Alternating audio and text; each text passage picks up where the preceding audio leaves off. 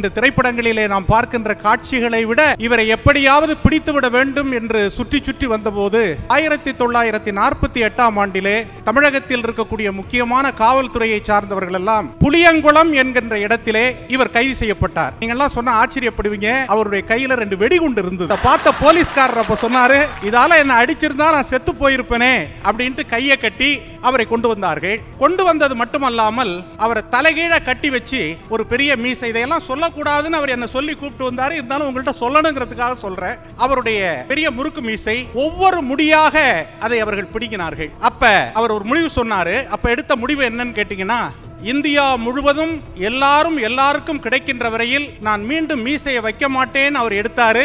எதிர்கால சந்ததியினர் அப்படிப்பட்ட ஒரு சமுதாயத்தை அமைப்பார்கள் என்ற நம்பிக்கை அவருக்கு இருக்கு. 1948ஆம் ஆண்டிலே கம்யூனிஸ்ட் கட்சி தடை செய்யப்பட்டது. தடை செய்யப்பட்ட போது ஓராண்டு காலம் தலைமறைவு வாழ்க்கை. தமிழகத்தில் இருக்கக்கூடிய முக்கியமான காவல்துறையை சார்ந்தவர்கள் எல்லாம் இவரை எப்படியாவது பிடித்துவிட வேண்டும் என்று சுற்றி சுற்றி வந்தபோது ஓராண்டுகள் இவரை காவல்துறையால் பிடிக்க முடியவில்லை. இந்த திரைப்படங்களிலே நாம் பார்க்கின்ற காட்சிகளை விட ஒரு தீவிரமான காட்சி. 1948ஆம் ஆண்டு டிசம்பர் மாதம் 20ஆம் தேதி புளியங்குளம் என்கின்ற இடத்திலே இவர் கைது செய்யப்பட்டார். எவன் ஒருவன் ஒடுக்கப்பட்டவனாக இருக்கிறானோ அவனுடைய குரணாக வாழ்நாள் முழுவதும் வாழ வேண்டும் என்பதற்கு இன்றைய காலத்தில் ஒரு முன்னுதாரணம் உண்டு என்று சொன்னால் நம்முடைய தலைவர் தான். ஜாதி இப்பவுமே இவ்வளவு ஆண்டுகள் கழிச்சும் கூட ஜாதிய தெரிதல ரொம்ப பிரியமா இருப்பாங்க. எந்த ஊருன்னு கேட்பாங்க, எந்த தெருன்னு கேட்பாங்க, உன் கோயில் என்னன்னு கேட்பாங்க, உன் தாத்தா பேர் என்னன்னு கேட்பாங்க.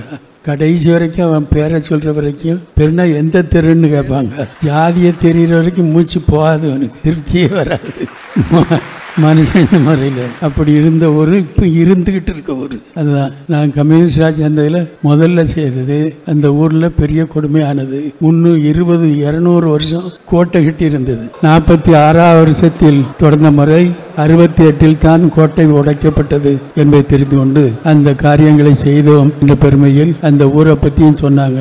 அது மாதிரி அந்த கடமை இன்னும் இருக்கிறது என்று நினைக்கிறேன். தன்னுடைய 15வது வயதிலே அரசியலிலே அடியெடுத்து வைத்தவர். 15 வயதிலே அவர் அடியெடுத்து வைக்கிற போது இந்தியாவினுடைய யுத்த எதிர்ப்புக்கான அந்த பிரச்சாரத்திலே பங்கு பெற்றார். அதற்கு பிறகு அவருடைய வாழ்வினுடைய தொடர்ச்சி கிட்டத்தட்ட ஆரம்ப காலத்தில் விடுதலை போராட்டம், காங்கிரஸ் இயக்கத்தினுடைய உணர்வுகள், இதிலிருந்து கம்யூனிஸ்ட் பேர் இயக்கத்திலே அவர் பங்கு பெற்றார்.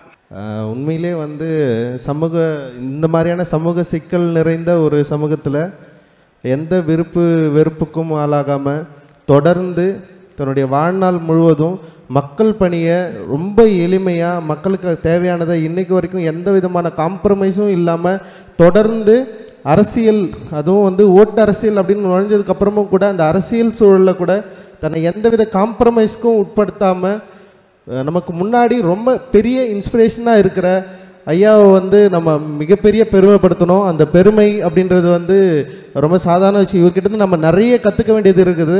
அந்த கற்றுக்கிறதுல இருந்து தான் நம்மளுடைய அரசியலே ஸ்டார்ட் ஆகுதுன்னு நான் நினைக்கிறேன். அவருக்கு இந்த விருதை தரதில் எனக்கு மிகப்பெரிய மகிழ்ச்சி, சந்தோஷம்.